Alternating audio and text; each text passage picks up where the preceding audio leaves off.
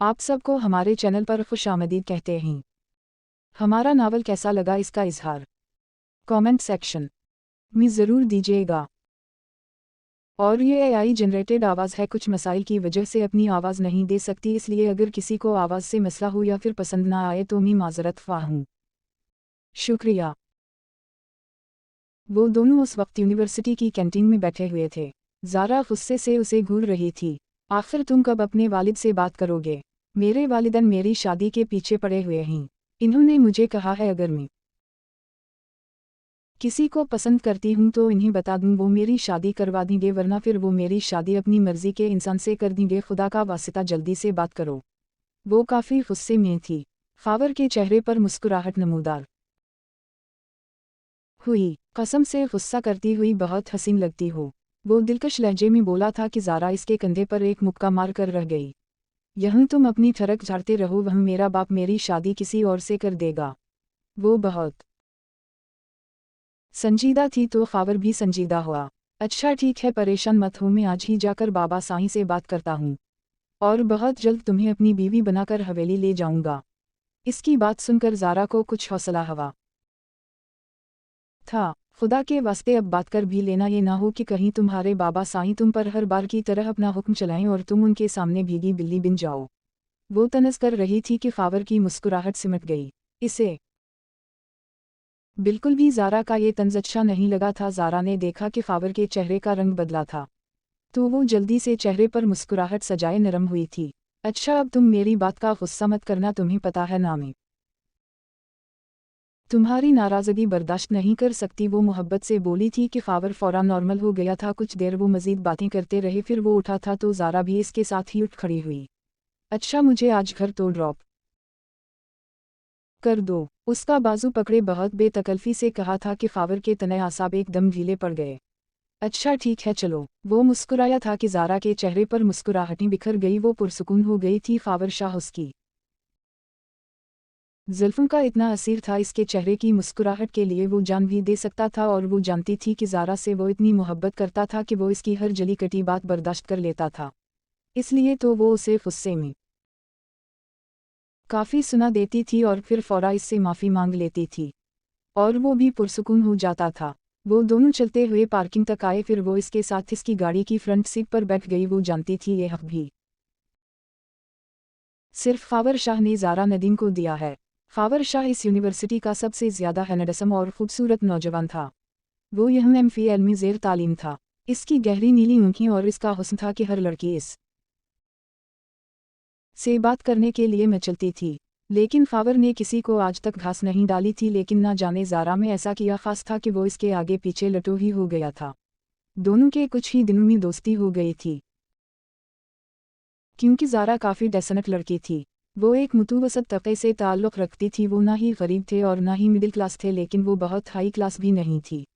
जबकि दूसरी तरफ फावर शाह इस शहर के करीबी गांव का इकलौता वारिस था। वो यहाँ के सरदार का इकलौता बेटा था, इसलिए इसके अंदर गुरूर और वजाहत कोट कोट कर भरी थी। इसके अलावा इसके अंदर अना भी बहुत थी, लेकिन ज़ारा के सामने उसकी सारी अना और गुरूर धरी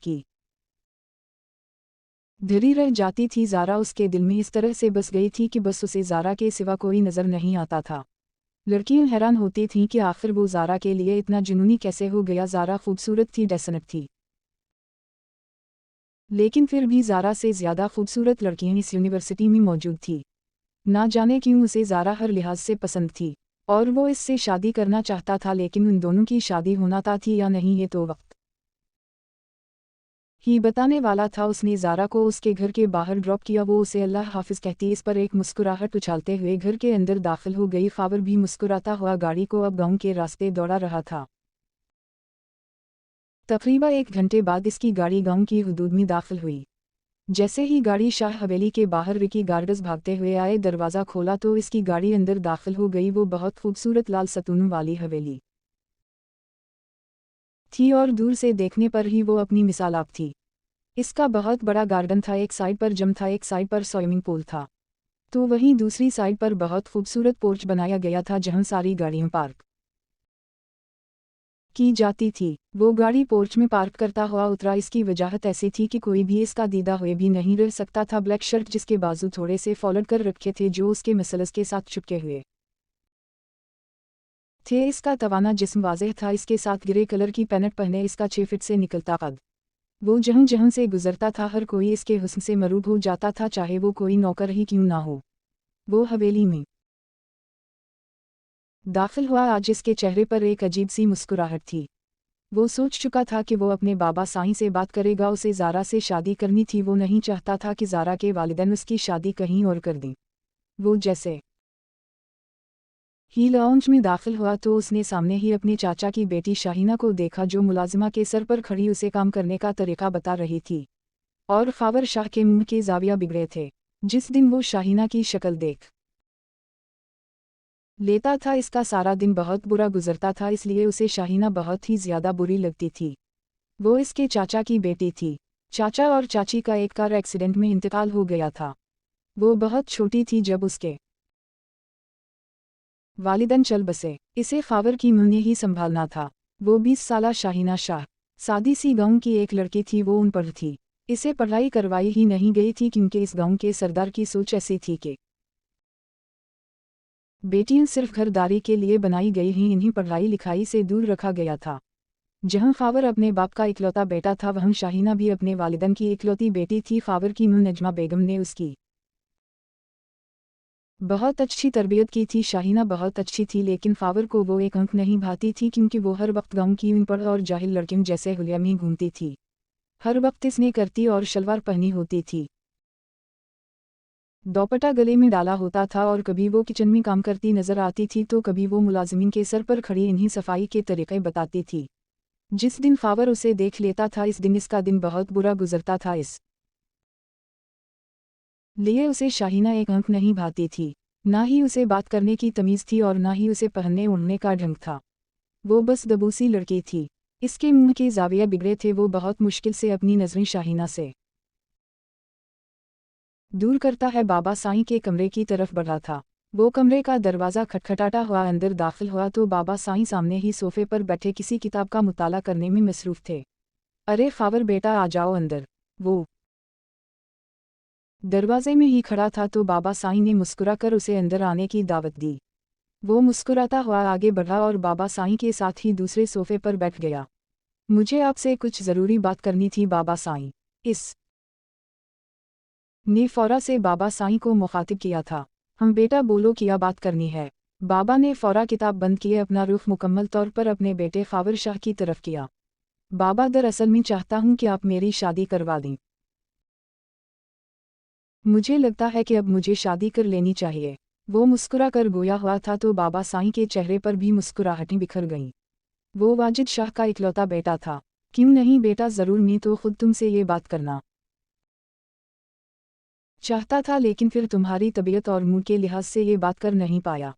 मेरा बस नहीं चले मैं तो शाहीना को फ़ौरा अपनी बहू बना लूँ। उनकी बात सुनते ख़ावर के सर पर जैसे आसमान बहुत ज़ोरों से फटा था। इसे जैसे यकीन नहीं आया कि उसका बाप शाहीना की बात कर रहा है। बाबा आपकी तबीयत तो ठीक है, ये कैसी बातें कर रहे हैं। मैं इस शाहीना से शादी कभी नहीं करूँगा। अचानक ही गुस्से में आया था और बाबा साईं ने हद बेयकीनी से ख़ावर शाह का ये रूप देखा। तुम होश में हो? तुम इस घर की बेटी के बारे में किस तरह की बातें कर रहे हो? वो हमारे ख़ानदान की इकलौती बेटी है। अरे हेरा है हेरा, तुम्हें ऐसी लड़की इस दुनिया में कहीं नहीं मिलेगी। और वैसे भी तुम जानते हो हमारे ख़ानदान में ये रस्म व रिवाज है कि शादी ख़ानदान में ही की जाती है और ख़ानदान में तुम्हारे जोड़ की सिर्फ शाहीना ही है। इसके अलावा मुझे कोई ख़ास लड़की पसंद नहीं है। तो फैसला हो चुका है, तुम्हारी शादी शाहीना से ही होगी। बाबा जान तो जैसे इसकी सुनने के मूड में ही नहीं थे और ख़ावर शाह को अपने सर पर धराधुर आसमान फटता हुआ महसूस हो रहा था। उसने बेयकीनी से अपने बाप को देखा। बाबा साईं, आपको हो किया गया है। ये मेरी ज़िंदगी है और इसका फ़ैसला मैं करूँगा कि मुझे अपनी ज़िंदगी किस औरत के साथ गुजारनी है और किस औरत के साथ नहीं। और वो आपकी भतीजी मुझे एक अंक नहीं भाती। आखिर इस में ऐसा है कि या ना उसे पहनने ओढ़ने का ढंग है, ना इसे बात करने की तमीज़ है। और वो पढ़ी लिखी ही कितना है, उसने स्कूल या कॉलेज की शक्ल तक नहीं देखी। उसे कैसे पता कि एक शख्स से बात कैसे करनी है। अगर मैं उसे अपने साथ कहीं ले जाऊं तो वो वहीं जाकर मेरी इंसल्ट करवा देती है और आप कह रहे हैं मैं सारी ज़िंदगी इसके साथ गुजारूं, मैं मर जाऊंगा लेकिन उस जैसी दबूसी लड़की से शादी नहीं करूंगा। ख़ावर शाह के लहजे में। शाहीना शाह के लिए सिर्फ नफ़रत ही नफ़रत थी, और वो जो दरवाजे में खड़ी वाजिद शाह के लिए चाय का कप लेकर आई थी वहीं खड़ी पत्थर हो गई। उसे यकीन ना आया कि ख़ावर शाह उसे इस कदर नफ़रत करता है। वो तो सालों से इस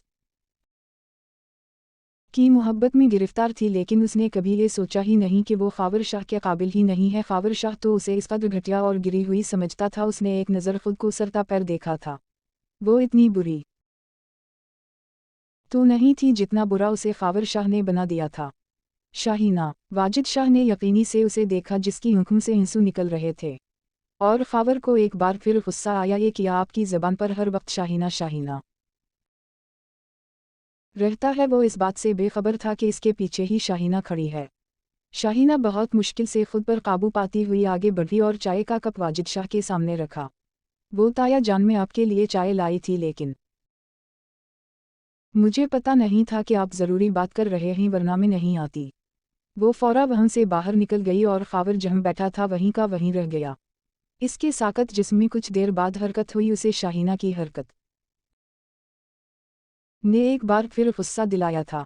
ये देख रहे हैं आप कितनी बदतमीज़ है। उसे इतना भी नहीं पता कि किसी के कमरे में आने से पहले दरवाज़ा नॉक किया जाता है, ऐसे ही मुंह उठाकर नहीं आया जाता।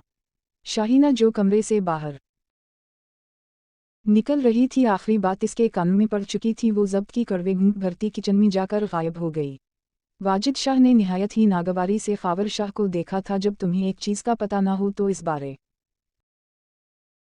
में बदतमीज़ी भी नहीं करनी चाहिए। वो मेरे कमरे में हमेशा दरवाज़ा खटखटा कर ही आती है। ये 2 दिन पहले मैंने ही उसे कहा था कि बिना दरवाज़ा खटखटाया जाया करे। आखिर मेरी बेटी को मेरे कमरे में आने से पहले भी इजाज़त की ज़रूरत है। तो उसने इस बात में सर हिलाया था। वो मेरी बात मानती है, वरना इसे हर चीज़ की तमीज़ है। वाजिद शाह के लहजे में कुछ गुस्सा था कि ख़ावर ज़ब्त कर गया। और किया कह रहे थे कि तुम शाहीना से शादी नहीं करोगे तो एक बात सुन लो, तुम्हारी शादी सिर्फ और सिर्फ शाहीना से ही होगी। अगर तुम किसी और से शादी करना चाहते हो तो फिर मेरी मौत का इंतज़ार करना होगा, या फिर मुझे अपने हाथों से मार दो, क्योंकि मेरी आंखों के सामने और मेरे जीते जी तो मैं ऐसा नहीं होने दूंगा। हमारे ख़ानदान की बहू सिर्फ शाहीना ही बनेगी। बाबा साईं के लहजे में इस बार इतना ज़ब्त और गुस्सा था कि ख़ावर के तन बदन में आग लग गई। लेकिन बाबा, इसने कुछ कहने की कोशिश की जब वो दरिश्ती से इसकी बात काट गए थे। मेरा मरा हुआ मुंह देखोगे, अगर अपनी मर्जी की औरत इस घर में लानी चाहिए। वो समझ गए थे कि ख़ावर किसी को पसंद करता है। ख़ावर खामोशी से उठा और कमरे से बाहर निकल गया। एक बार फिर इसने शाहीना की शक्ल देख ली थी और इसका आज का सारा दिन तबाह हो चुका था। वो मरकर भी इससे शादी नहीं कर सकता था। वो कमरे में चक्कर काटते हुए बेबसी से इस बारे में सोच रहा था कि वो क्या कर सकता है। पूरे 2 घंटे बाद सोचते सोचते इसके दिमाग में एक आइडिया आया था। ओ डीर शाहीना, तुमने मेरी ज़िंदगी तबाह कर दी है। जब जब तुम्हें देखता हूँ तो तुम मुझे अपनी ज़िंदगी की खुशी में एक ग्रहण नज़र आती हो। अब तुम्हारे साथ कुछ बड़ा करने का वक्त है। वो सोच चुका था उसे क्या करना है, और बस अब उसे इस बात पर अमल करना था।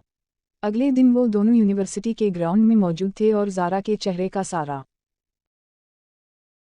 खून नचड़ गया था। ये तुम क्या कह रहे हो? तुम किस तरह अपनी कज़िन से शादी कर सकते हो? तुम तो मुझसे मोहब्बत करते थे। ज़ारा की आंखों से आंसू निकलते हुए गालों पर फिसलने लगे। तो क्या हवा, इसमें कोई बड़ी बात तो नहीं है, मर्द 2 शादियां भी कर सकता है। ख़ावर शाह के लहजे में बहुत सुकून था, जिसे महसूस करते ज़ारा को हैरानी के साथ गुस्सा भी आया था और तकलीफ तो बहुत ज़्यादा हुई थी। ये तुम क्या कह रहे हो? तुम वो हक जो मुझे देने वाले थे वो किसी और को दोगे। तुमने कहा था मिसेस ख़ावर शाह सिर्फ मैं बनूंगी, और अब तुम किसी और को अपनी बीवी बना रहे हो। कल को तुम ये कहोगे तुम्हें इससे मोहब्बत हो गई है तो मैं क्या करूंगी? ज़ारा बेबसी से चलाई थी, लेकिन ख़ावर पुरसुकून था।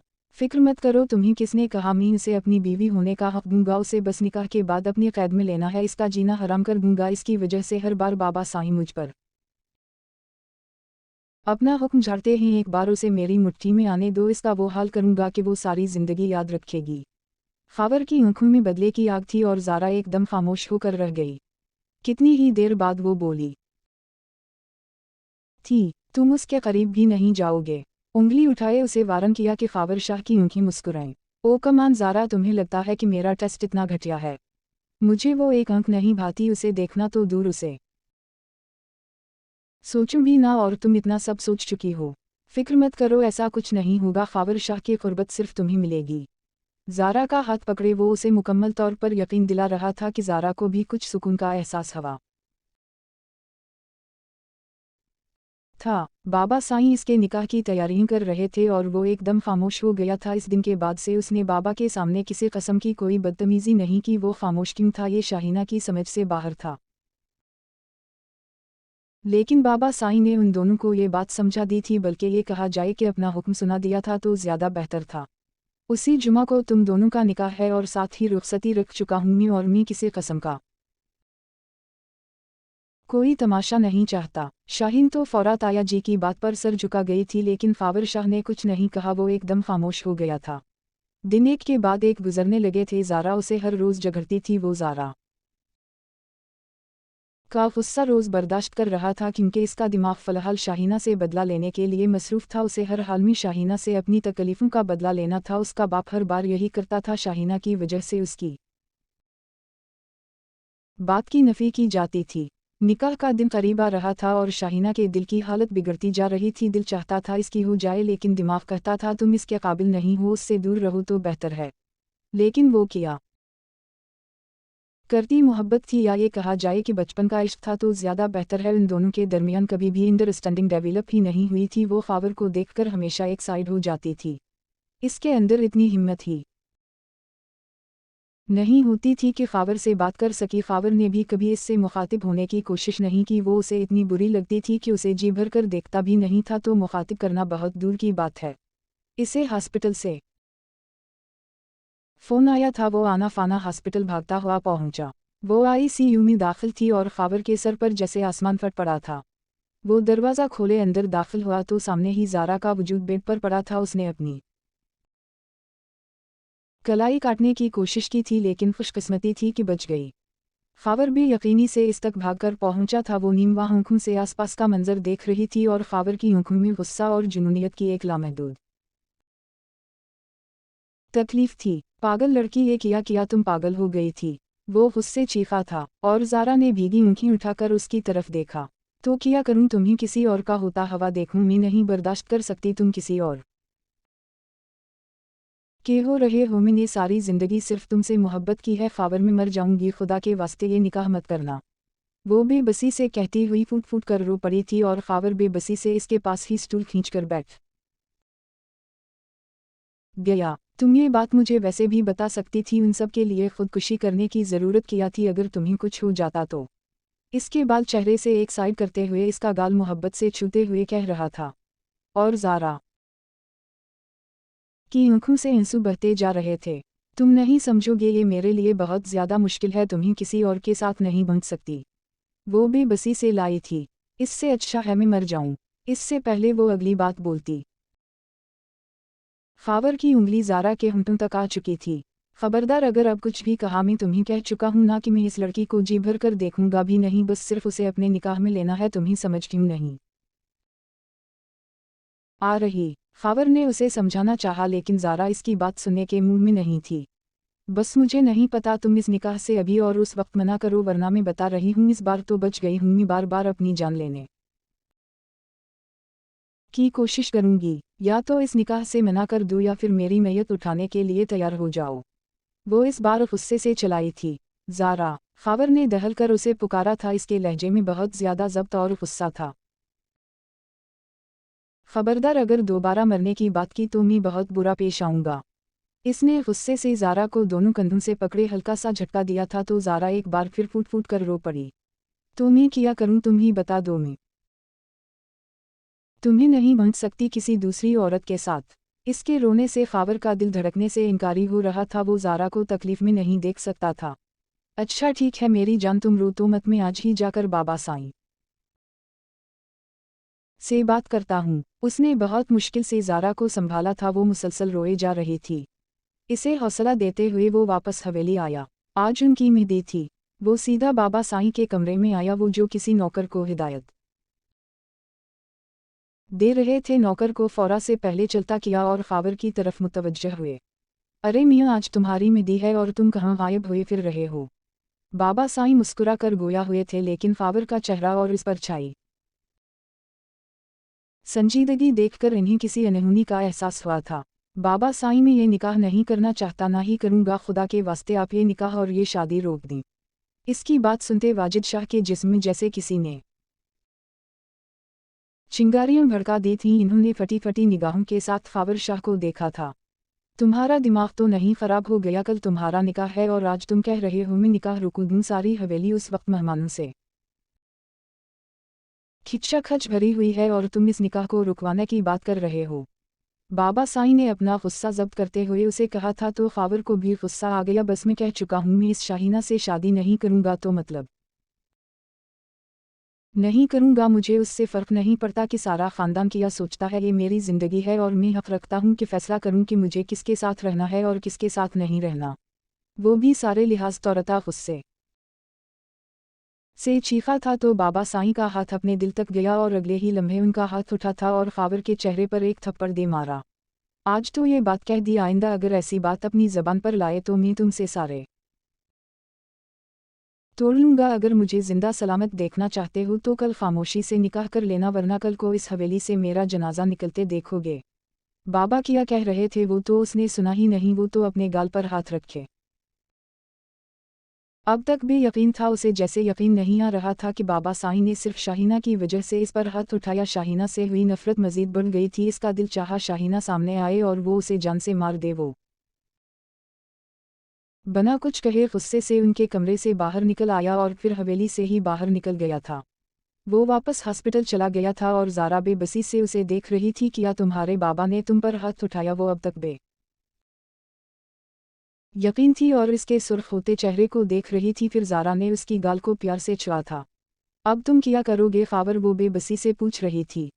जानती थी ख़ावर कभी भी अपने बाप को मरता हुआ नहीं देखेगा, क्योंकि ख़ावर के लिए उसकी सारी हस्ती, इसकी ज़िंदगी उसका बाप ही था। मैं मजबूर हूँ ज़ारा, मुझे इस निकाह के लिए मजबूर कर दिया गया है। आज पहली बार ख़ावर के लहजे में शिकस्तगी थी और ज़ारा के दिल को कुछ हुआ था। तुम एक काम करो, तुम निकाह करने के बाद फ़ौरा मेरे पास आ जाना प्लीज़, वहाँ मत रुकना। वो जैसे खुद से लड़ती जंग लड़ते लड़ते हार गई थी। ख़ावर ने चेहरा उठाए उसे देखा। ख़ावर की आंखों में बेयकीनी थी। हम तुम वापस मेरे पास आ जाना, हम दोनों यहीं सारी रात बैठे बातें करेंगे, लेकिन तुम वापस नहीं जाओगे। बोलो मंजूर है? वो इसके सामने अपना हाथ फैला गई थी और ख़ावर ने एक नज़र इसके चेहरे को देखा, दूसरी नज़र इसके हाथ पर डाली। वादा करो तुम मेरे पास वापस आओगे, इसके पास एक मिनट के लिए भी नहीं रुकोगे। वो लफ्ज़ों पर जोर देती हुई ख़ावर से वादा मांग रही थी, तो ख़ावर ने भी इसके हाथ पर हाथ रखे वादा कर दिया। कुछ देर उसके पास बैठने के बाद वो हॉस्पिटल के कमरे से बाहर निकल गया था। वो गई रात के बाद हवेली में लूटा था, जब सारे अपने अपने कमरों में आराम की नीयत से जा चुके थे। वो सीधा अपने कमरे में जाकर गायब हो चुका था। इस वक्त वो किसी से भी बात नहीं करना चाहता था। मूड शदीद बेजार था। हवेली पर एक नई सुबह उतर चुकी थी। अगला दिन शुरू हुआ और आज शाहीना हमेशा हमेशा के लिए ख़ावर शाह की बीवी बनने वाली थी। उसे तो जैसे यकीन नहीं आ रहा था कि इसके सालों की मन्नतें मुरादी मांगी गई पूरी होने वाली है। जहाँ दिल खुश था वही दिमाग बहुत परेशान था। इसका जहन तो बस ख़ावर शाह के बिहेवियर में ही कहीं अटक गया था। इसके दिमाग में आज भी ख़ावर की वो बातें गूंज रही थी जो उसने कहा था कि वो शाहीना से किस कदर नफरत करता है। ये दिन ऐसा होता है जब लड़की ने इस दिन के हवाले से बहुत सारे ख्वाब सजाए होते हैं, लेकिन शाहीना नहीं जानती थी इसका कोई ख्वाब पूरा भी होगा या नहीं। उसे तो बस अपनी आने वाली ज़िंदगी का सोच सोच कर ही अजीब फ़करें हो रही थी कि ख़ावर शाह उसे बीवी के रूप में कबूल करेगा। वो सर से लेकर पैर तक ख़ावर शाह के लिए सजी सुनूरी थी। निकाह आ चुका था, उनका निकाह हो गया और शाहीना ख़ावर शाह की बीवी बन गई थी। कुछ देर बाद ही उसे ख़ावर शाह के कमरे में बिठा दिया गया था। वो बेयकीनी से इस कमरे को देख रही थी। इसकी सालों से इस कमरे में दुल्हन बिन कराने की ख्वाहिश थी। ख्वाहिश तो पूरी हो गई थी, कमरा भी उसे मिल गया था, लेकिन क्या वो ख़ावर शाह को हासिल कर पाएगी? उसे उन बेजा चीज़ों या पैसों से ग़र्ज़ नहीं था। उसे तो बस वो शख्स चाहिए था, लेकिन वो तो शाहीना शाह से नफरत करता था। वो कैसे इसका हो सकता था? बस शाहीना ये सोचकर ही रह गई। निकाह के फ़ौरा बाद वो बहाने से हवेली से बाहर निकल गया था। वो सीधा ज़ारा के पास हॉस्पिटल गया था। इसे देखकर ज़ारा जैसे खल उठी थी। वो सारी रात इसके पास हॉस्पिटल में ही बैठा रहा, इससे बातें करता रहा। ज़ारा पुरसुकून थी, मगर वहीं दूसरी तरफ हवेली में बैठी शाहीना बेसुकून थी। वो सारी रात बैठी फ़ावर का इंतज़ार करती रही, लेकिन वो कमरे में नहीं आया। वो बेड क्राउन से टेक लगाए दुल्हन के लिबास में बैठी थी। रात के 12 बजे के बाद इसकी आँखें नींद से बंद होने लगी। वो अपनी आँखों को मज़ीद खोल नहीं पा रही थी, इसलिए सो गई। सुबह जब उसकी आँखें खुली तो 6 बज गए थे। कमरे में कोई भी नहीं था। वो सारी रात गुजर जाने के बाद भी नहीं आया। शाहीना के दिल को कुछ हुआ था। उसने पहले ही दिन शाहीना की अहमियत इसे बता दी थी कि वो शाहीना को किसी खाते में नहीं लाता। उसके लिए शाहीना शाह कुछ नहीं है। उसकी आँखों से बहुत सारे आंसू बहे थे। वो अपना लहंगा संभालती हुई बेड से उठी और अगले आधे घंटे बाद सादे से कपड़ों में कमरे से बाहर निकल आई थी। उसे आज फ़ावर के बना इस तरह कमरे से बाहर निकलना बिल्कुल भी मुनासिब नहीं लग रहा था, लेकिन वो सारा दिन फ़ावर का इंतज़ार करते हुए कमरे में बंद नहीं रह सकती थी। इसे बिल्कुल भी अच्छा नहीं लग रहा था बना फ़ावर के वो कमरे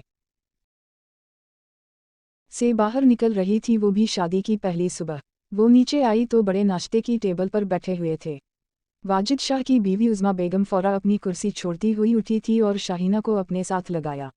कैसी है मेरी बेटी? इन्होंने बहुत मोहब्बत से पूछा था कि शाहीना के गले में कोई हंसों का गोला अटका था। ठीक हूँ ताई जान। लेकिन ताया की नज़रें तो उसके आर पार हो रही थी, क्योंकि इसके साथ कोई भी नहीं था। ये तुम्हारा मियाँ कहाँ है? ताया जी ने सख्ती से पूछा था, और 2 पलों के लिए शाहीना के चेहरे का रंग उड़ा था। वो ताया जी, इन्हीं कोई काम था तो सुबह सौयरा चले गए। इसने फ़ौरा से बहाना गढ़ा था और वो जो लाउंज में दाखिल हो रहा था, शाहीना की आखिरी बात सुन चुका था। वो डाइनिंग टेबल तक आया था। यहाँ पर सिर्फ उस वक्त फ़ावर के माँ बाप और शाहीना खड़े थे। वाजिद शाह अपनी कुर्सी से उठे और फ़ावर के सामने आकर खड़े हुए। फिर उन का हाथ उठा था और एक ज़ोरदार थप्पड़ इन्होंने फ़ावर के मुंह पर दे मारा और सारे जहम थे वहीं के वहीं रह गए। उन दोनों औरतों के हाथ मुंह तक गए थे और फ़ावर के सर पर जैसे आसमान फट पड़ा। तुम्हें शर्म नहीं आती? अपनी कुछ घंटे की बीवी को छोड़कर तुम किसी फैर लड़की के पास अस्पताल में मौजूद थे। पहली बार वाजिद शाह ने इससे इतने गुस्से में बात की थी और फ़ावर बेहद बेयकीन था इन्हें ये बात कैसे पता चली। अगर आज के बाद तुम इस लड़की के साथ नज़र आए तो मुझसे बुरा कोई नहीं होगा। फिर हमेशा के लिए निकल जाना मेरी इस हवेली से, और तुम्हारा मेरी जायदाद में भी कोई हिस्सा नहीं रहेगा। वो गुस्से से गरजते हुए अपने कमरे में चले गए। इन्होंने कल रात ही फ़ावर के पीछे अपने कुछ लोग लगा दिए थे जो इन्हें फ़ावर की पल पल की रिपोर्ट दे रहे थे। इन्हें पहले ही शक था कि फ़ावर किसी और लड़की के साथ अनवालू है। उज़्मा बेगम और शाहीना ने बेबसी से फ़ावर शाह की तरफ देखा, जो गुस्से में सीढ़ियाँ चढ़ता अपने कमरे में जा रहा था। जाओ बेटा, इसके लिए नाश्ता कमरे में ले जाओ। ताई की बात पर शाहीना के रौनगटे खड़े हुए थे। लेकिन मैं कैसे ताई जी? वो बेहद परेशान थी। अरे क्या मतलब कैसे? तुम उसकी बीवी हो, अगर उसी तरह इससे कतराती रहोगी तो फिर दोनों के दरमियान सारे मसाइल कैसे ठीक होंगे? जाओ शाबाश। ताई ने फ़ौरा खाने की ट्रे बनाते हुए वो ट्रे शाहीना के हाथ में थमाई थी और जल्दी से शाहीना का बाजू पकड़े वो सीढ़ियों तक आई। चलो जाओ शाबाश। वो ज़बरदस्ती उसे ट्रे पकड़ा कर ऊपर भेजना चाहती थी और वो मरती किया ना करती। ट्रे पकड़े अब वो ऊपर जा रही थी। वो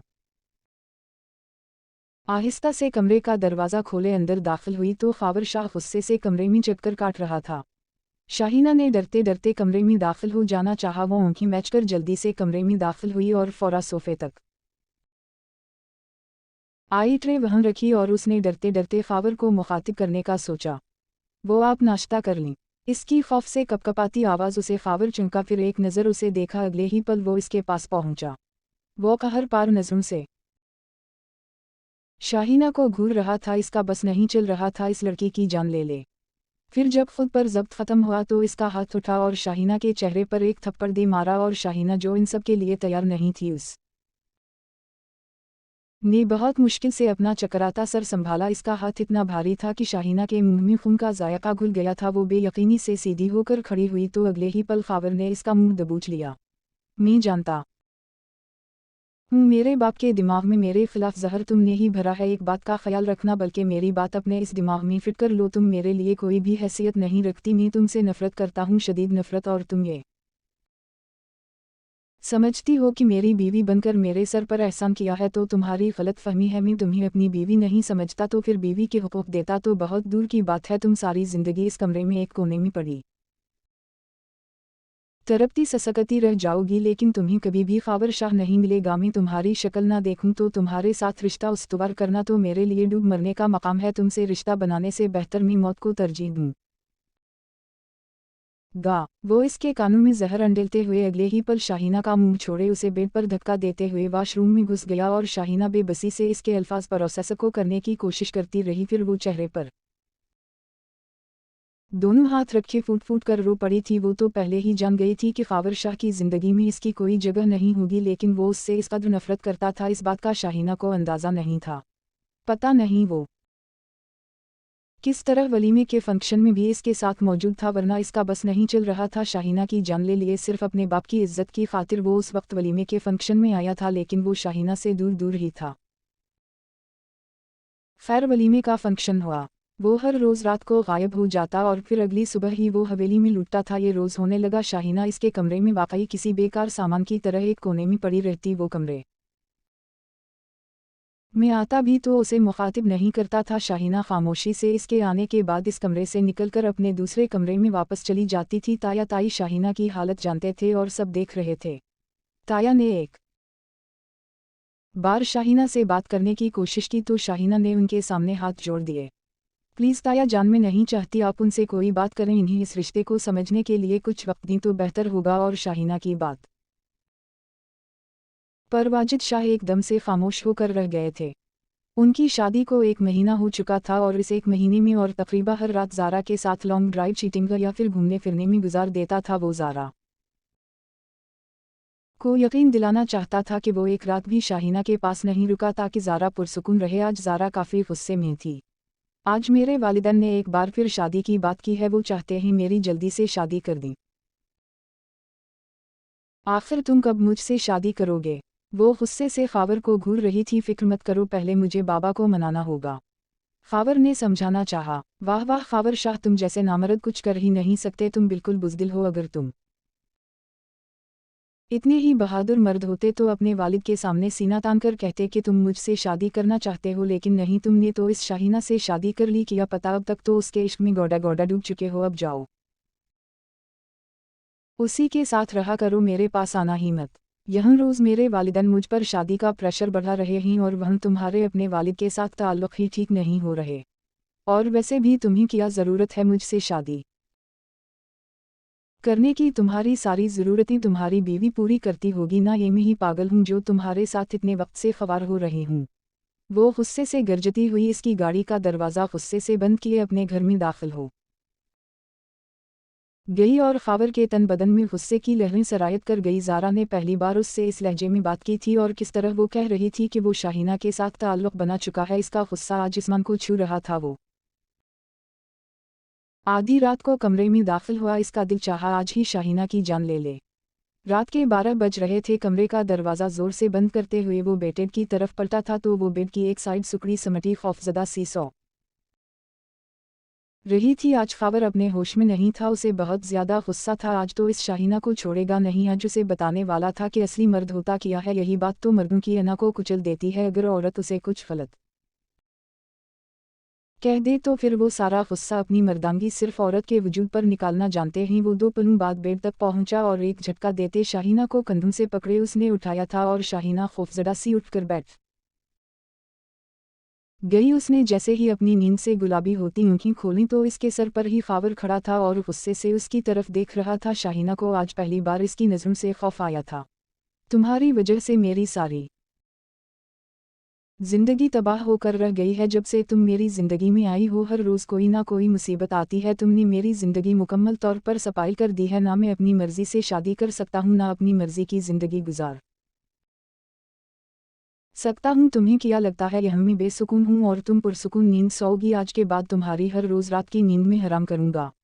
गुस्से से शाहीना का चेहरा दबोचते हुए चीखा था शाहाना अंदर तक खौफ से लरज़ उठी। वो कहाँ समझदार या अक्लमंद थी, या फिर वो कौन सा पढ़ी लिखी थी जो उसके सामने डट जाती या फिर इससे बदतमीज़ी करती, इससे मुकाबला करती। आज तुम्हें बताऊंगा कि असली मर्द किसे कहते हैं। वो ज़ारा का सारा गुस्सा अब शाहीना पर निकालने वाला था। शाहीना ने नफ़ी में सर हिलाने की कोशिश की, लेकिन वो इसका मुंह दबोचते हुए इसके होंठों पर झुका था और शाहीना अंदर तक खौफ से तड़प गई। अपनी सारी वहशत इसके अंदर अनडील कर उसने शाहीना को बेड पर धक्का दिया और उसके ऊपर हावी हुआ था। शाहीना ने इससे दूर होने की कोशिश की, लेकिन नाजुक सी जान कहाँ इस मजबूत मर्द की बाहों से दूर हो पाई थी। उसे मुकम्मल तौर पर काबिज किए इस पर अपनी मलकियत जता गया था। ये वही शख्स था जिसने कहा था कि मैं तुमसे कोई रिश्ता नहीं रखूंगा, और आज इससे रिश्ता बता चुका था। हवेली में एक नई सुबह का आगाज हो चुका था। जब इसकी आँखें खुली तो उसने बेयकीनी से आसपास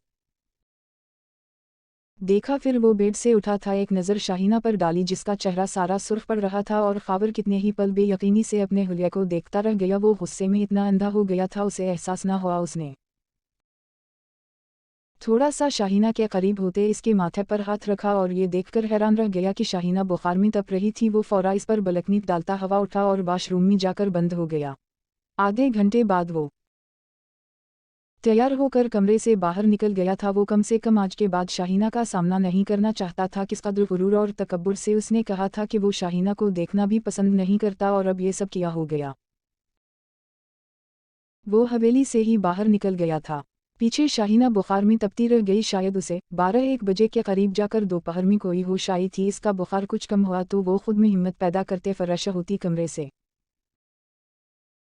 बाहर निकली थी। उसने किसी से कोई शिकवा शिकायत नहीं की, किसी से भी खावर के रवैये का जिक्र नहीं किया। वो खामोश होकर रह गई थी। जब इसके अंदर एहसास कमतरी की कमी डाली गई थी, जब इसके अंदर खुद के हक के लिए बोलने की कमी डाली गई थी, तो फिर कैसे वो अपने हक के लिए आवाज़ उठाती। वो 2 दिन से हवेली ही नहीं गया था। इसमें हिम्मत नहीं थी कि वो शाहीना का सामना करता। इसकी आंखों के सामने बस बार बार शाहीना का वो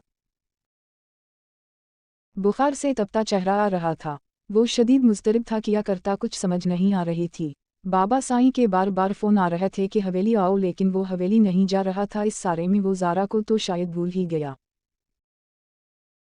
था। ज़ारा ने भी इस दिन के बाद से इससे कोई राब्ता नहीं किया। उसे उस वक्त ज़ारा से ज़्यादा शाहीना की फ़िक्र थी। ना जाने कितने फ़ोन किए बाबा साईं ने, फिर वो डेरे पर ही आ गए। वो 2 दिनों से डेरे पर ही रुका हुआ था।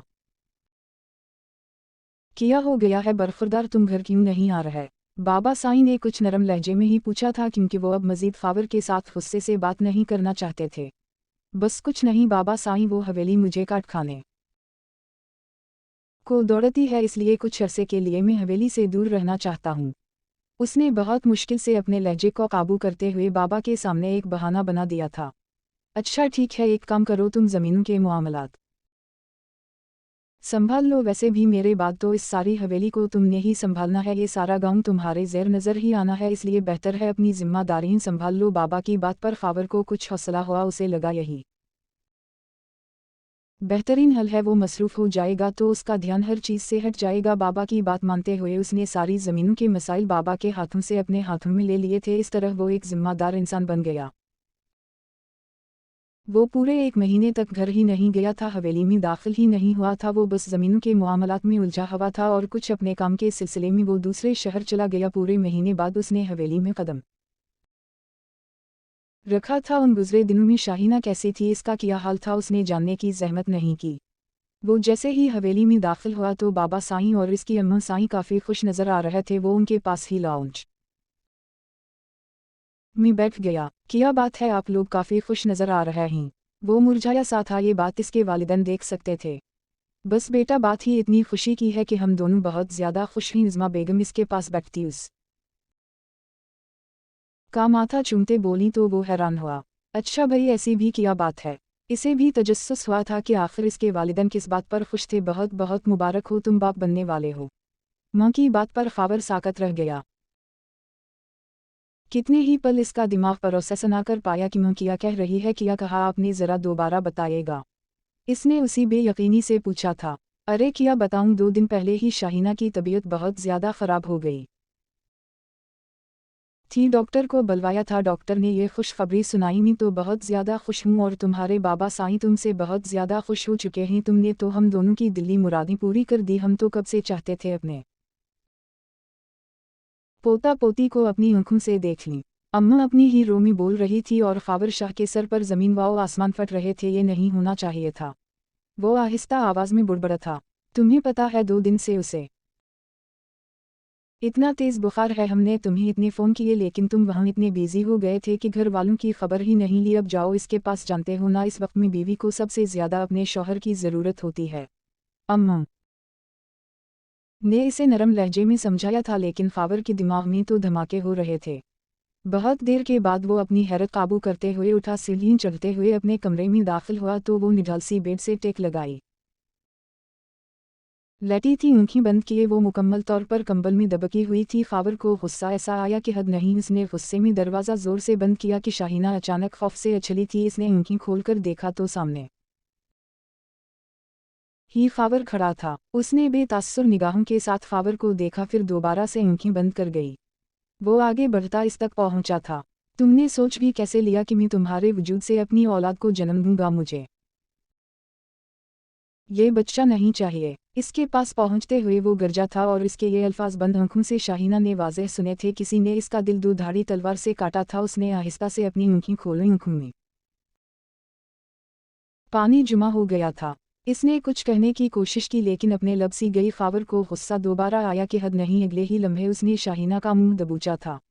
तुमसे बात कर रहा हूँ, मुझे इस बच्चे में ज़रा सा भी इंटरेस्ट नहीं है, जल्द से जल्द उसे ख़त्म करवाओ। वो सफ़ाक बना चीखा था कि शाहीना की आँखों से आंसू निकलते गालों पर फिसल गए। इसके अंदर कहीं बहुत ज़्यादा तकलीफ़ हुई थी और पहली बार ख़ावर ने उसकी आँखों में टूटे हुए मान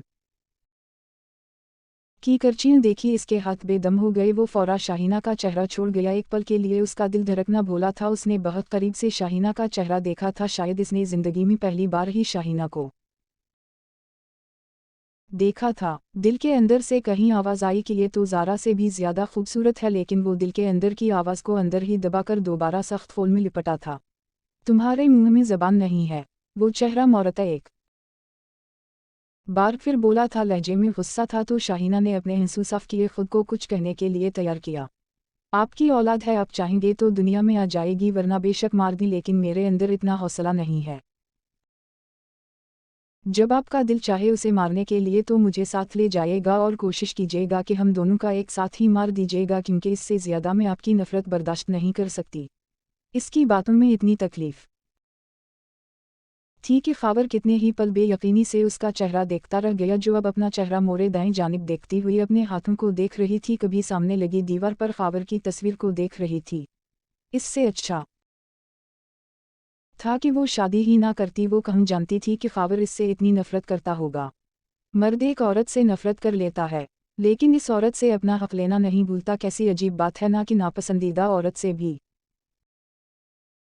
रिश्ता बना लेता है। लेकिन औरत जिससे एक बार नफ़रत करे फिर सारी ज़िंदगी इससे नफ़रत ही करती रहती है। लेकिन वो शाहीना शाह थी, उसने सारी ज़िंदगी ख़ावर को अहम जाना था। अगर वो नहीं चाहता था कि वो इसके आसपास रहे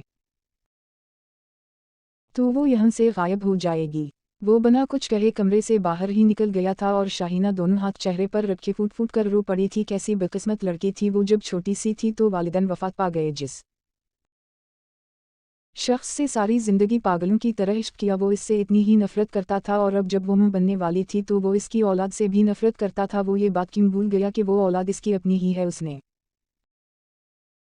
एक बार फिर हवेली आना जाना छोड़ दिया। अम्मा साईं और अब्बा साईं इसके रवैये को नोट कर चुके थे। उसे बाप बनने की कोई खुशी ही नहीं हुई थी। एक दिन बाबा ने उसे अर्जेंटली हवेली बुलाया तो वो काफ़ी हफ्तों बाद हवेली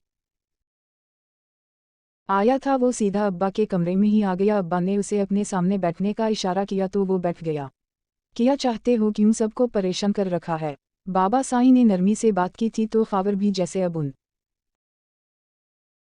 सबसे थक गया था। आपने ही चाहा था मेरी शादी इससे करवा दी, मैंने कर ली। इससे ज़्यादा मैं इस रिश्ते को निभाना नहीं चाहता। वो साफ गोई से बात समेट गया था। तो फिर क्या चाहते हो अब? बाबा साईं ने दूसरा सवाल पूछा। मैं ज़ारा से मोहब्बत करता हूँ, इससे शादी करना चाहता हूँ, ख़ावर ने इस बार मजबूत लहजे में कहा था। वो लड़की हमारे ख़ानदान से नहीं है, अगर तुम्हें इससे शादी करनी है तो बेशक कर लो। और ख़ावर ने बेहद बेयकीनी से बाप को देखा था। लेकिन एक बात याद रखना, तुम शाहीना को छोड़ नहीं सकते, क्योंकि मुझे वारिस ख़ानदानी औरत से चाहिए और वो लड़की ख़ानदानी नहीं है। अगर तुम्हें मंजूर है तो मुझे भी मंजूर है, बेशक जाओ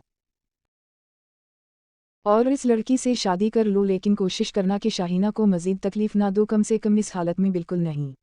बाबा साईं बहुत सादा लफ्ज़ों में बात कर रहे थे, लेकिन उनके लहजे से साफ पता लग रहा था कि इन्हें फावर के इस रवैये ने बहुत ज्यादा तोड़ फोड़ दिया है। खुदा का वास्ता घर आ जाया करो, वो तुम्हारी बीवी है, थोड़ा सा वक्त उसे भी दे दो, वो तुम्हारी औलाद को इस दुनिया में लाने वाली है। जानते हो एक औरत किस तकलीफ से गुजरती है? तुम्हें क्या पता तुम कौन सा औरत हो? तुम क्या जानू औरत की तकलीफ क्या होती है? बाबा साईं ने जब्त करते तकलीफ से कहा था कि एक पल के लिए फावर को लगा वो जमीन के अंदर तक घुस गया है। वो बना कुछ कहे बाबा के कमरे से बाहर निकला और अपने कमरे की जानिब बढ़ा था। रात का अंधेरा हर सू फैल गया था। उसने बना शोर पैदा किए बहुत ही आहिस्तगी से कमरे का दरवाज़ा खोला तो उसे कमरे से शाहीना की मध्यम सी बातों की आवाज़ आ रही थी। वो हल्का सा हंस रही थी, शायद किसी से बात कर रही थी, और एक पल के लिए फावर बेयकीन रह गया वो किससे बातें कर रही थी। उसे अचानक गुस्सा आया था, इसलिए वो कमरे के बाहर ही रुक गया। ऐसी भी बात नहीं है, वो बहुत अच्छे ही, तुम्हें नहीं पता ना? इसके लहजे में बच्चों जैसी खुशी थी, शायद वो फ़ोन पर किसी से बात कर रही थी। सामने से कुछ कहा गया क्योंकि शाहीना खामोश हो गई थी। बुरी बात, ऐसी बात नहीं करते मेरी जान, वो आपके बाबा ही, वो बहुत अच्छे ही, फिक्र मत करो। वो आपकी मामा से मोहब्बत नहीं करते तो क्या हवा, लेकिन जब आप उस दुनिया में आओगे तो मैं इन्हें हमेशा के लिए आज़ाद कर दूंगी। वो जहाँ चाहेंगे वहाँ शादी कर सकते हैं और मैं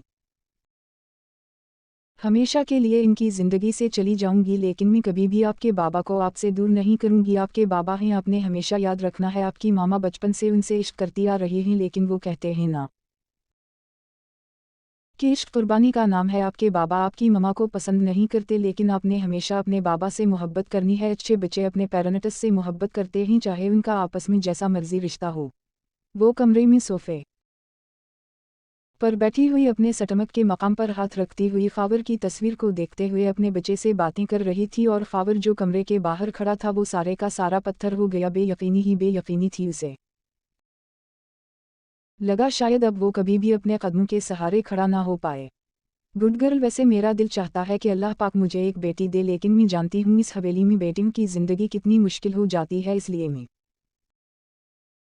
खुदा से दुआ करूंगी कि वो आपको बेटा बनाकर इस दुनिया में भेजे ताकि आपकी मन सुकून से मर सके, क्योंकि बेटे खुद को जल्दी संभाल लेते हैं लेकिन बेटियां सारी ज़िंदगी घट घट कर मर जाती है। किसी ने कभी बेटियों से पूछने की कोशिश नहीं की कि इन्हें क्या चाहिए, वो अपनी ज़िंदगी में क्या चाहती है। इसलिए मैं अल्लाह पाक से दुआ करूंगी कि खुदा मुझे एक बेटा दे, लेकिन आपने बिल्कुल अपने दादा जैसा बनना है। आपको पता है वाजिद शाह औरतों की इज्जत करते हैं, बेशक उनके ख़ानदान में औरतों को पढ़ाया नहीं जाता, लेकिन इन्होंने फिर भी औरत को वो इज्जत दी है जो इस ख़ानदान का कोई भी दूसरा मर्द नहीं दे सका। आप मामा की बात समझ रहे हो ना? इस की मध्यम सी आवाज़ अब भी कमरे से आ रही थी, और फावर ने खुद को गिरने से बचाने के लिए दीवार पर हाथ रखा था। वो जिस लड़की को बेवकूफ़ उन पर जाहिल समझ रहा था, इसकी बातें फावर को आज एक ही पल में इस बात का एहसास दिला गई कि वो कोई दबूसी लड़की नहीं थी, वो जाहिल नहीं थी, वो समझदार थी, वो वैसी नहीं थी जैसे वो नज़र आती थी। इसका पहनने ओढ़ने का ढंग बिल्कुल गाँव की आम लड़कियों जैसा था, लेकिन इसके अंदर इल्म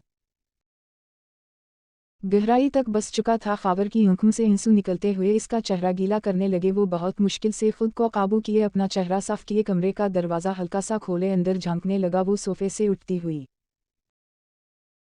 बेड तक जा रही थी और साथ में हल्का सा हंस भी रही थी। जिंदगी में पहली बार फावर ने उसे हंसते हुए देखा था, और शायद इससे ज़्यादा खूबसूरत नज़ारा उसने कहीं नहीं देखा था। वो बहुत खूबसूरत थी। फावर ने बहुत गौर से आज इसका चेहरा देखा था। पहली बार उसने एक मोहब्बत भरी निगाह शाहीना पर डाली थी, जो बेड पर आने की बजाय अब दीवार के पास जाकर खड़ी हुई। चलो बाबा को गुड नाइट बोलो, वो फावर की तस्वीर पर हाथ फेरती हुई यकीना बच्चे से कह रही थी। ओके गुड नाइट बाबा, सुबह मिलेंगे। इसने बच्चों जैसी खुशी के साथ कहते हुए अपना हाथ हिलाया और फिर बेड पर जाकर लेट गई, और फावर जहाँ था वहीं का वहीं रह गया। कितने ही पल वो दरवाजे में ही खड़ा उसे देखता रहा, फिर बहुत मुश्किल से अपने वजूद को हरकत देते हुए वो कमरे में दाखिल हुआ। वो बाईं जानिब करूट लिए गहरी नींद उतर गई थी। फावर अपनी साइड जाकर बेड पर बैठ गया। फिर 2 मिनट बाद इस ने बहुत करीब से शाहीना के चेहरे को देखा था। जिंदगी में पहली बार उसने शाहीना को इतने गौर से देखा था। वो ये भी भूल गया कि इसकी ज़िंदगी में कोई ज़ारा भी थी। ज़ारा कभी भी इतनी अच्छी नहीं थी। ज़ारा किस तरह तड़पते हुए कह रही थी, तुम्हें किसी के साथ बांट नहीं सकती। मोहब्बत इश्क ये सब कुर्बान कर देने का नाम है। जो शख्स कुर्बान करने का हौसला ना रखता हो, फिर वो मोहब्बत कैसे कर सकता है? फावर का हाथ मैकान की अंदाज से उठा था उसने शाहीना के बाल चेहरे से एक साइड किए। इसके चेहरे पर अजीब सी रोशनी थी, जैसे चमकता हुआ नूर हो। वो इसके पास ही बेड पर लेट गया। वो बना पलक झपकाए इसके चेहरे को देख रहा था और फिर लेटे लेटे कब वो सो गया उसे पता ही ना चला। अगली सुबह इसकी आंख अलार्म की आवाज़ से खुली थी। वो बेहद हैरान हुआ, ये अलार्म कहाँ से चला। वो करवट मिलते हुए इस अलार्म की आवाज़ से परेशान हुआ था। फिर 2 मिनट बाद उसे महसूस हुआ कि शाहीना भी नींद से जाग गई थी। उसने अपनी आँखें खोलते हुए शाहीना को देखा, जो अब दाएं जानिब करवट लिए लेटी हुई थी और अपनी आँखें मुसलती हुई उठने की कोशिश कर रही थी। 5 मिनट बाद ही वो उठी। इस ने एक नज़र वॉल क्लॉक की तरफ देखा जहां दिन के 6 बज रहे थे। वो बेड से उठी और फिर वाशरूम में जाकर बंद हो गई। कुछ देर बाद फरेश होती वो वाशरूम से बाहर निकली तो उसने बेयकीनी से खावर को देखा। आज वो काफ़ी हफ्तों बाद वापस घर आया था। शाहीना बेड तक आई, एक बेतासुर निगाह खावर पर डाली थी। इसकी आंखों में बहुत सारे शिकवे और ख्वाहिशात थी, लेकिन वो अपने सारे शिकवे ख्वाहिशात मार गई थी। अपना दोपट्टा बेड से उठाकर उसने अपने गले में डाला और फिर कमरे से बाहर निकल गई। इसके बाहर निकलने के बाद फावर ने आंखें खोले दरवाजे की तरफ देखा था जहां से वो गायब हुई थी, और फिर कितने ही पल बस वो देखता रह गया इस खाली बंद दरवाजे को जहां कुछ देर पहले वो खड़ी थी। इस दिन के बाद से वो हवेली में ही रहा। फिर वो हवेली से कहीं नहीं गया था। वो सारा दिन ज़मीनों के मामलात और बाबा साईं के साथ जिरगे के मामलात संभालता रहता। इस गुजरे अरसे में ज़ारा से उसका राब्ता बिल्कुल ही बंद हो गया था। पूरे 5 महीने बाद ज़ारा ने उसे फ़ोन किए बुलाया था। वो बहुत ज़्यादा रो रही थी कि खावर इससे मिलने के लिए रेस्टोरेंट चला गया है। तुम कहाँ चले गए थे? इतने महीनों से ना मुझसे कोई बात की ना मुझसे राब्ता किया, तुम मुझे भूल गए हो खावर? वो रोते हुए कह रही थी और खावर इसके सामने बेतासुर लहजे के साथ बैठा था। तुम अपनी मर्जी से ही मुझसे नाराज़ होकर गई थी तो मैं किया करता। खावर ने आम से लहजे में एक बात कही और ज़ारा ने बेयकीनी से उसे देखा। ये वही खावर था जो इसकी नाराज़गी बर्दाश्त नहीं कर पाता था, और आज कितनी आसानी से वो कह चुका था कि तुम नाराज़ होकर गई थी। तुम्हें पता तो है मैं कितनी जज्बाती हूँ, जल्दी से नाराज़ हो जाती हूँ लेकिन जल्दी मान भी जाती हूँ। तुम्हें चाहिए था मुझे मीना लेते, लेकिन तुम तो गायब हो गए। तुम्हारा नंबर भी नहीं लग रहा था। जानते हो कितने महीने में तुम्हारे बना रही हूँ। वो मुसलसल अपना चेहरा तशरीफ से साफ कर रही थी और खावर ये सोच रहा था कि अब उसे क्या कहे। तुम कुछ बोल क्यों नहीं रहे? मैं कब से बोल रही हूँ। ज़ारा ने आखिरकार इसका कंधा हलाया तो वो जैसे चमका था। ज़ारा मैं बाप बनने वाला हूँ, इसने सिर्फ एक फ़िक्रा बोला था और ज़ारा के सर पर आसमान बहुत ज़ोरों से फटा था। वो बेहद बेयकीनी से अपने सामने बैठे खावर को देखती रह गई। ये क्या कह रहे हो? ऐसा कैसे हो सकता है? तुमने तो मुझसे वादा किया था। ज़ारा का दिल चाहा वो सारी दुनिया तबाह कर दे। बाबा साईं तो शादी के लिए बात गए हैं, लेकिन उनकी एक ही शर्त है कि मैं उनको वारिस ख़ानदानी औरत से दूंगा और तुम हमारे ख़ानदान से ताल्लुक़ नहीं रखती। इसकी अगली बात पर ज़ारा के तने आसाब एकदम ढीले हो गए। अच्छा फिर तो बिल्कुल ठीक है, मुझे भी कहीं शौक़ है ये बच्चों के चक्करों पे पड़ने का। तुम्हें क्या पता इसमें तकलीफ़ कितनी होती है? बस ठीक है, अगर वो लड़की तुम्हें वारिस दे रही है तो मुझे कोई एतराज़ नहीं है, लेकिन मैं बता रही हूँ बच्चा पैदा होने के बाद तुम इससे ये बच्चा ले लोगे और हम दोनों उसे पाल लेंगे, क्योंकि मैं तुम्हारी मोहब्बत हूँ। मैं खावर इसने खावर के हाथ पर हल्का सा दबाव देते उसे यकीन दिलाया कि खावर खामोश होकर रह गया। अपना सर ना में हिला सका ना में हिला सका। वो घर वापस आया तो शाहीना कमरे में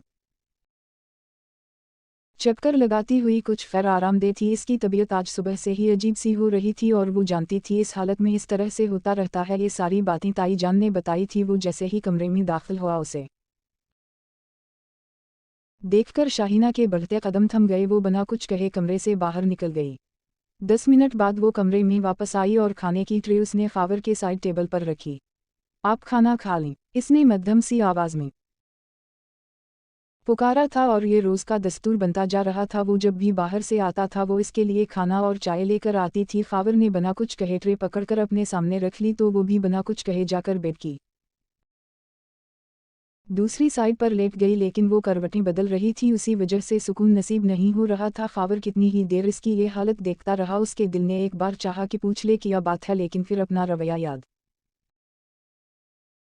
आते हुए वो खामोश होकर रह गया। और कुछ ज़ारा की बातें थी जो कान में गूंज रही थीं। वक्त का काम था गुजरना और वक्त गुजर रहा था। एक दिन ज़ारा ने अजीब सी फरमाइश कर दी। तुम एक काम क्यों नहीं करते शाहीना को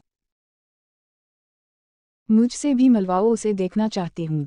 वो काफी हैरान हुआ था। तुम इससे मिलकर किया करोगी? फावर ने बेयकीनी से पूछा था। बस कुछ नहीं, उसे देखना चाहती हूँ और ये यकीन करना चाहती हूँ कि वो कैसी है और इसे यकीन दिलाना चाहती हूँ कि मैं बच्चे को बेहतर तरीके से संभाल सकती हूँ, तुम समझ रहे हो। फावर ने इस बात में सर हिलाया। इस दिन जब वो हवेली लूटा तो उसके हाथ में एक शॉपिंग बैग था। वो कमरे में दाखिल हुआ तो शाहीना सोफे पर बैठी हुई थी। वो इसके पास आया। कल हमें कहीं जाना है, तुम ये ड्रेस पहन लेना। उसने वो ड्रेस शाहीना के हाथों में थमा दिया था। इसका 8वां माह चल रहा था। शाहीना ने बिना कुछ कहे वो ड्रेस पकड़ लिया। टाइम बता दें, इसने मध्यम सी आवाज में पूछा था। कल शाम 6 बजे, और थोड़ा बहुत मेकअप भी कर लेना, वो फरमाइश कर रहा था। शाहीना हैरान पर हैरान हो रही थी, लेकिन उसने कुछ नहीं कहा। अगले दिन वो उसी खूबसूरत महरून रंग की फराक में थी जो वो इसके लिए लाया था। वो बहुत खूबसूरत थी, घुटनों को छूती फराक। शायद वो शाहीना के टेस्ट के हिसाब से लाया था, क्योंकि वो मुकम्मल आस्तीन वाली थी। गला भी नॉर्मल था, बहुत ज्यादा बड़ा नहीं था। दोपट्टा भी अच्छा था। उसने हल्का सा मेकअप किया था, सिर्फ एक क्रीम, काजल और लिपस्टिक लगाई थी कि वो इतनी हसीन लग रही थी। कितने ही पल फावर उसे देखता रह गया। सर पर दोपट्टा लिए उसने कंधों के गर्द चादर ओढ़कर अपना वजूद इसमें छुपाया था। जल्दी से नीचे आ जाओ, मैं गाड़ी में इंतजार कर रहा हूँ। इसे हिदायत देते हुए वो घर से बाहर निकल गया तो वो भी एहतियात से सीढ़ियों उतरती हुई नीचे उतरने लगी। दिल से एक हाय निकली थी कि कुछ मर्द इतने पोजीसिव हो जाते हैं कि अपनी बीवियों को सीढ़ियों उतरने भी नहीं देते, लेकिन खैर वो किया कर सकती थी। वो शादी के बाद पहली बार उसे कहीं बाहर लेकर जा रहा था, इसलिए वो भी खुशी खुशी चल पड़ी। वो गाड़ी में आकर बैठी तो उसने गाड़ी स्टार्ट की। गाड़ी सड़क पर चलने लगी। अगले आधे घंटे बाद गाड़ी एक रेस्टोरेंट के बाहर आकर रुकी थी। वो गाड़ी से बाहर निकल गया तो शाहीना ने भी दरवाज़ा खोलकर बाहर निकलना चाहा, लेकिन हैरानी की बात थी कि वो घूमकर इस साइड पर आ चुका था और अपना हाथ शाहीना के सामने फैला रहा था। शाहीना के लबों को एक आसूदा सी मुस्कान ने छुआ था। उसने बिना कुछ कहे अपना हाथ फावर के हाथ पर रख दिया। वो इसके साथ सीढ़ियां चढ़ता हुआ रेस्टोरेंट में दाखिल हुआ तो सामने ही एक टेबल पर ज़ारा बैठी उनका इंतज़ार कर रही थी। वो दोनों ज़ारा के पास पहुंचे तो ज़ारा उठ खड़ी हुई। हाय, आई एम ज़ारा, में फावर की बेस्ट फ्रेंड हूँ। और शाहीना पलों में समझ गई थी ये वही लड़की थी जिससे फावर मोहब्बत करता था। उसने इस बात में सर हिलाया और ज़ारा के हाथ के साथ अपना हाथ हल्का सा टच किया। बैठो, फावर ने कुर्सी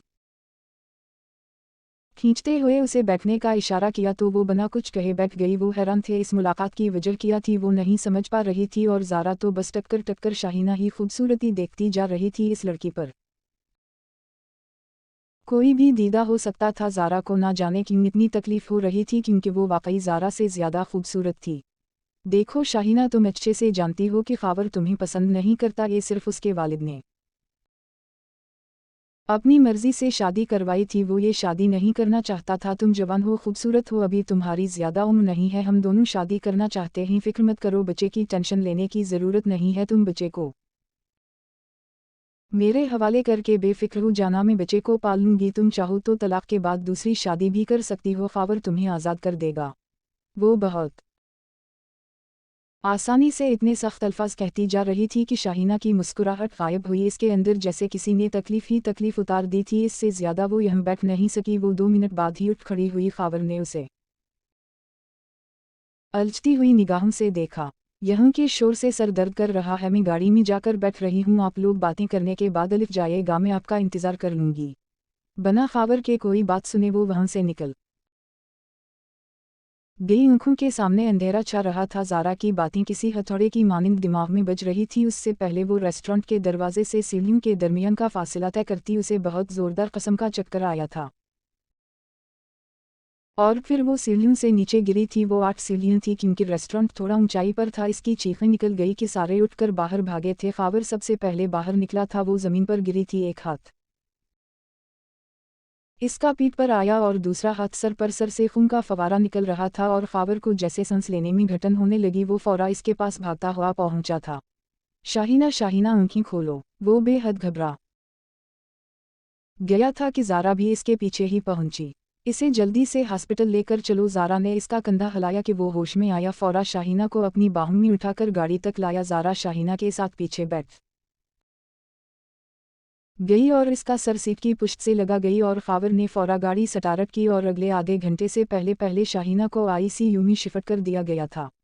बाहर वो बेचैनी से चक्कर काटते हुए इंतजार की सूली पर लटका था। एक साइड पर ही ज़ारा बैठी थी। कुछ देर गुजरी जब दरवाजे खुले और डॉक्टर बाहर निकली। डॉक्टर काफ़ी संजीदा थी। देखिए मिस्टर खावर, आपकी वाइफ की हालत ठीक नहीं है। बच्चा या मुंह दोनों में से किसी एक को बचा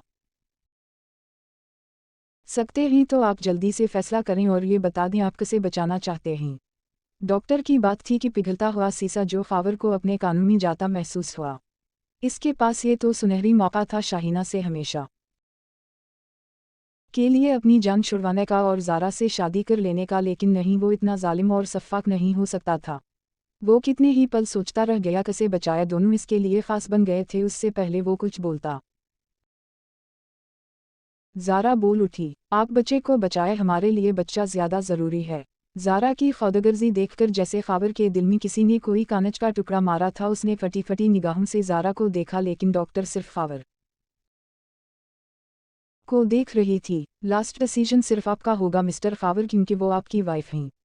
डॉक्टर ने संजीदगी से एक बार फिर खावर को सोचने का मौका दिया। खावर कुछ पल सोचता रहा। आंखों के सामने हर एक मंजर घूमा जब इस ने शाहीना को तकलीफ देने की हर मुमकिन कोशिश की थी। फिर इसके लब फड़फड़ाए थे। आप मेरी बीवी को बचाएं, इसका जिंदा रहना ज़्यादा ज़रूरी है। वो जैसे सारे फैसले कर चुका था। डॉक्टर इस बात में सर हिलाती हुई वापस आई। सीयू में चली गई, लेकिन ज़ारा वो पत्थर की मूरत बनी रह गई। बहुत देर बाद उसने अपने जिस्म को हरकत दी और बेयकीनी से खावर को देखा। यह तुमने किया कर दिया खावर, हम यही तो चाहते थे कि वो हमारी ज़िंदगी से निकल जाए।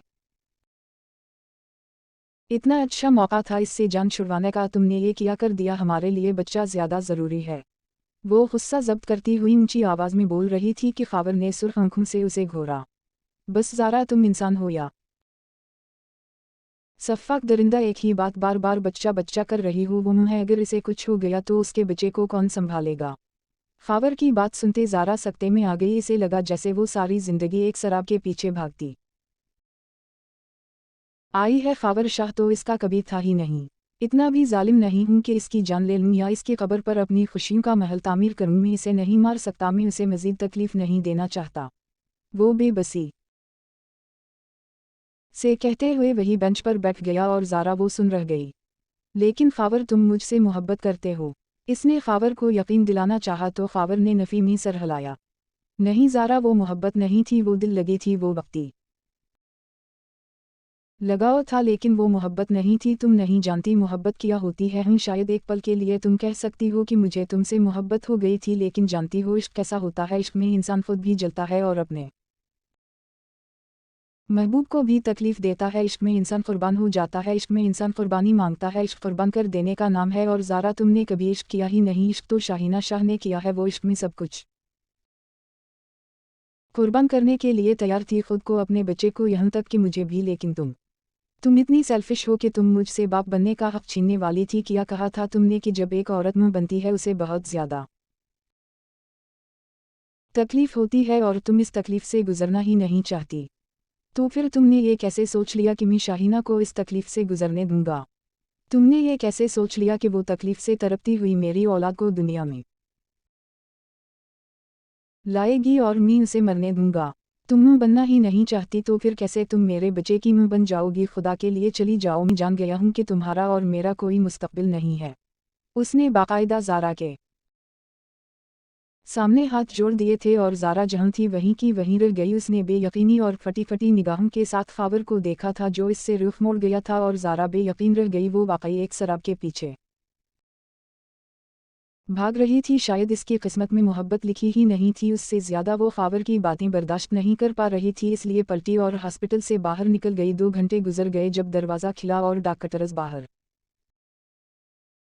निकले। मुबारक हो, आपकी वाइफ और बच्चा बिल्कुल ठीक है। शायद ये आपकी दुआओं का कोई असर था कि अल्लाह पाक ने आपको दोनों की ज़िंदगी एक साथ दे दी। और खावर के अनग अनग में सुकून उतर गया था। इसकी नीयत साफ थी, इस लिए तो उसे दोनों एक साथ अता कर दिए गए थे। मुबारक हो, आपके हम बेटी हुई है। डॉक्टर ने मुस्कुराते हुए गुलाबी कंबल में लिपटी इस वजूद को खावर की तरफ बढ़ाया था। खावर ने कपकपाते हाथों से पकड़ लिया, फिर बच्ची को सीने से लगाए कुछ देर बाद वो कमरे का दरवाज़ा खोलते अंदर दाखिल हुआ तो सामने ही शाहीना का जख्मी वजूद बेड पर पड़ा था। वो इसके पास आकर बैठ गया। वो नीम हुनूदगी में थी। ख़ावर ने झकता इसके माथे पर लब रखे थी। जिंदगी में पहली बार उसने मोहब्बत से शाहीना को छुआ था कि शाहीना ने अपनी आँखें खोलनी और बेयकीनी से ख़ावर को देखा। बेटी है या? इसने पहला सवाल पूछा था तो ख़ावर मुस्कुराया था। बेटी है। बहुत खूबसूरत, बिल्कुल तुम्हारे जैसी। इसकी बात सुनती शाहीना के चेहरे पर दुखी मुस्कुराहट नमूदार हुई। आप इसे ज़ारा को दे दी। इसने किस कदर ज़ब्त से कहा था कि ख़ावर उसे देखता रह गया। उसने नफ़ीमी सर हिलाया था। ज़ारा उसकी मुँह नहीं है, तुम हो। ज़ारा ने नहीं, तुमने तकलीफ़ सहते हुए उसे जन्म दिया है। ये कोई खिलौना नहीं है कि ज़ारिक के हवाले कर दूँ कि तुम्हारी बेटी है। ये तुम्हारे जिगर का टुकड़ा है कि तुम्हारे पास रहेगी। ज़ारा हमारी जिंदगी में कभी नहीं आएगी, वो जा चुकी है। मुझे एहसास हो गया है कि मैं एक बेटी से उसकी मुँह को और एक मुँह से उसकी बेटी को छीनने वाला था। मुझे अपनी हर एक गलती का एहसास हो गया है। आज के बाद में किसी ज़ारा को हमारे दरमियान नहीं आने दूंगा। मुझे अपनी हर एक गलती का शिद्दत से एहसास है। मैं चाहता हूँ कि हमारी बेटी एक अच्छी ज़िंदगी गुजारे। हमारी बेटी वैसी ज़िंदगी ना गुजारा जैसे तुमने गुजारी थी। क्या तुम मुझे एक मौका दोगी? मुझे माफ़ करोगी? और शाहीना के सीने में जैसे अंदर तक ठंडक उतर गई थी। उसे उम्मीद नहीं थी कि सब्र का फल इतना मीठा होता है। वो ख़ावर को एक मौका दे सकती थी। वो उसकी तरफ पलट आया था तो वो क्यों नहीं उसे माफ़ करती? इसने इस बात में सर हिलाया था। फिर अपने हाथ फैलाए वो अपनी बेटी को देखने के लिए मिचल रही थी तो ख़ावर ने बिना कुछ कहे अपनी इस प्यारी सी बेटी को शाहीना के पास बेड पर लिटा दिया। फिर इसने भारी भारी दोनों के सर एक बार फिर चौमे थे और शाहीना के अंदर तक सुकून उतर गया था। मुझे एहसास हो गया है शाहीना कि मुझे तुमसे इश्क हो गया है। तुमने मुझे सिखा दिया कि इश्क सिर्फ ज़ाहिरी चीज़ से नहीं होता। इश्क इंसान के रूह से किया जाता है, जो मैंने तुमसे किया है। और शाहीना नम आँखों से इसे देखकर रह गई, जो एक बार फिर इसका माथा चूम चुका था। बहुत शुक्रिया मुझे इतना अनमोल तोहफा देने के लिए। बेशक बेटी, हर तोहफे से बेहतरीन तोहफा है। वो मुस्कुराया था कि शाहीना को अपने आसपास फूल खिलते हुए महसूस हुए थे। बेशक इंतज़ार और सब्र का फल मीठा होता है। ख़त्म शद।